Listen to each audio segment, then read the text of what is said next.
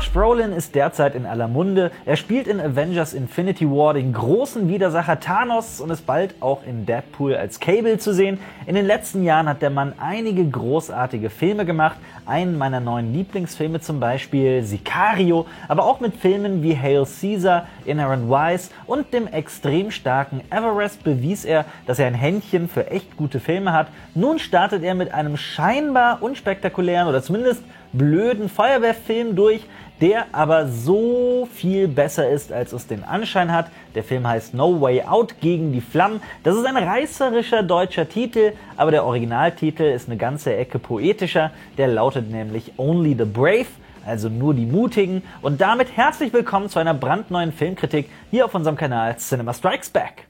In Only the Brave geht es um den Feuerwehrmann Eric Marsh, der eine Gruppe von Feuerwehrmännern leitet und für die sowas wie eine Vaterfigur und Held in einem ist. Niemand kennt sich besser mit Waldbränden aus als er. Er lebt in Arizona und dafür kommt es zu Hause mit seiner Frau immer wieder zu neuen Streitigkeiten, weil sie eine Familie will und er nicht. Und dann brodelt es auch noch im Team, als er einen ehemaligen Junkie und Nichtsnutz ins Team holt. Dabei will er mit dem Feuerwehrchef Dwayne einfach nur eine Hotshot-Crew gründen, die Schneisen in den Boden brennt und so großflächigen Waldbränden das Material zum Brennen nimmt. Erics Gruppe kann das nämlich wie kaum eine zweite und im Training geben sie regelmäßig Bestwerte ab, aber wie so oft schlägt die Realität härter zu als jedes Training.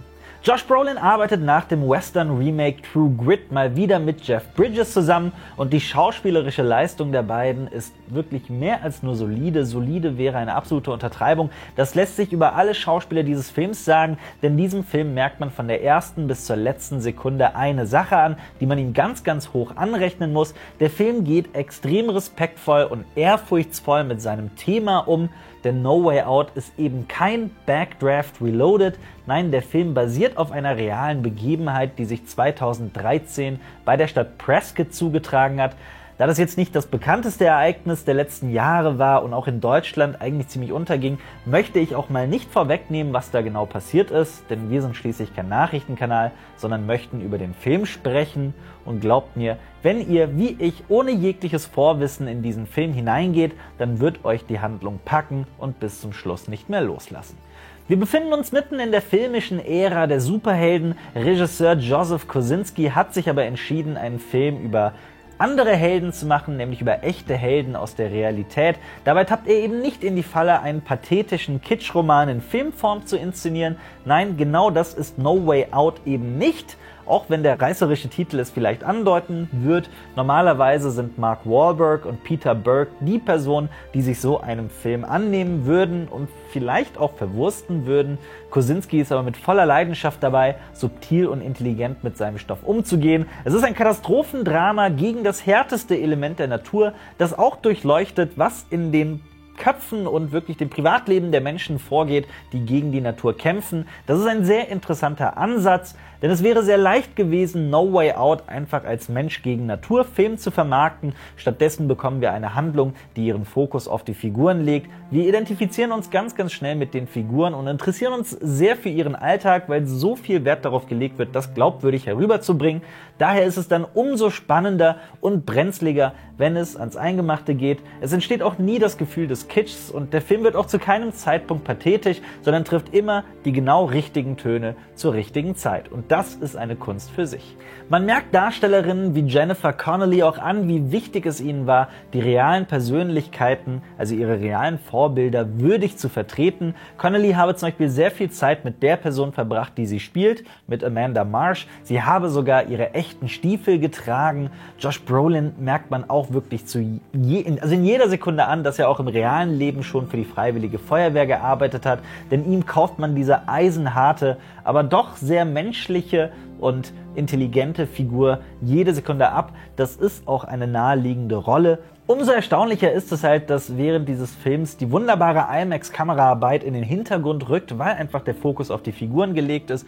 Dabei hat Kameramann Claudio Miranda wunderbare Arbeit geleistet und das ist auch keine Überraschung, denn dieser Teufelskerl hat auch die Bilder von Life of Pi gestaltet und dafür 2013 den Oscar gewonnen.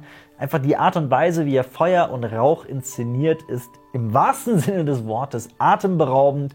Und das ist auch alles so glaubwürdig, weil der Regisseur angeblich monatelang mit echten Feuerwehrmännern unterwegs gewesen sei, um dem Film eine Authentizität zu geben, die man auch die ganze Zeit spüren kann. Die orchestrale und schwere Musik lädt sich dann in den bedrohlichen Szenen ganz, ganz langsam auf, sodass der Film von vorne bis hinten spannend bleibt und seine Spannung wirklich ins Unermessliche steigert.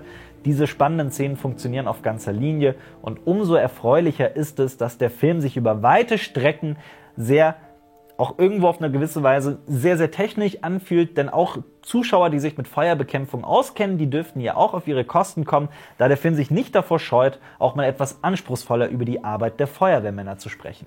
Ich selbst möchte ein bisschen positiver über diesen Film sprechen als die internationale Kritik und 9 Punkte geben. Versteht mir nicht falsch, der Film kommt in der Kritik sehr, sehr gut an, aber eben nicht überragend. Dabei kann ich persönlich nur wenige Dinge erkennen, die man dem Film vorwerfen könnte. Man könnte sagen, dass der Film für deutsche Zuschauer vielleicht etwas ungelenk oder sperrig ist, weil er in einer amerikanischen Kleinstadt spielt und tatsächlich auch so ein bisschen dieses Cowboy-Element überall drin hat und die Frau sich auch gerne mit Pferden beschäftigt und dementsprechend sind einfach alle Figuren aus und auch das Setting ist eben in dieser südamerikanischen Kleinstadt. Das mag für den einen oder anderen etwas schwierig sein oder auch unverständlich, warum Feuerwehrleute in einer von Feuer gebeutelten Stadt so als Superstars gelten, denn die dürfen sogar im Club an der Schlange vorbei schlendern. Aber in solchen Regionen zählt das eben zum Alltag, denn dort sind Feuerwehrmänner eben die Superhelden der Realität. Aber auch Superhelden haben Stärken und Schwächen und ein Privatleben, das zum Teil sehr kompliziert ist oder das sie nicht unter Kontrolle haben. Und das wurde in diesem Film einfach mit wahnsinnig viel Fingerspitzengefühl geschrieben und inszeniert. Und es wirkt einfach von vorne bis hinten so, dass die Figurenentwicklung nicht nur ein Vorwand ist, um die Action voranzutreiben, denn so wirkt es in Filmen wie Backdraft zum Beispiel. Nein, hier stehen wirklich reale Menschen und ihre Arbeit im Mittelpunkt. Allein für diese Herangehensweise muss man No Way Out in den höchsten Tönen loben, auch wenn die allererste Einstellung des Films mit einem ziemlich blöden Computereffekt zuerst das Schlimmste erahnen lässt. Aber gebt diesem mittelgroßen Film mit einem Budget von 38 Millionen Dollar ruhig mal eine Chance. Es ist eine Heldengeschichte, die eine willkommene Abwechslung zum Marvel-Wahn ist. Ich halte es für überaus bedauerlich, dass der Film an den Kinokassen derzeit untergeht. Denn dieser Film ist wirklich, wirklich, wirklich gut. Und meiner Meinung nach hat er das nicht verdient. Aber wie seht ihr das? Schaut ihr euch den Film an? Hattet ihr überhaupt eine Ahnung davon, dass er startet? Dann schreibt eure Meinung gerne mal in die Kommentare. Ich sprach bereits ein paar Mal über Josh Brolin und seine Arbeit am MCU. Und natürlich haben wir auch eine Kritik zum allerneuesten Avengers-Film Infinity War gemacht. Das könnt ihr hier irgendwo mal anklicken. Checkt das unbedingt mal aus. Abonniert außerdem unseren Film-, Serien- und Comic-Kanal Cinema Strikes Back. Das würde mich sehr freuen. Und macht dann gefälligst auch die Glocke an, um kein Video von uns zu verpassen. Ansonsten hoffe ich, dass wir uns bald wiedersehen hier auf Cinema Strikes Back mit mir, dem Alper.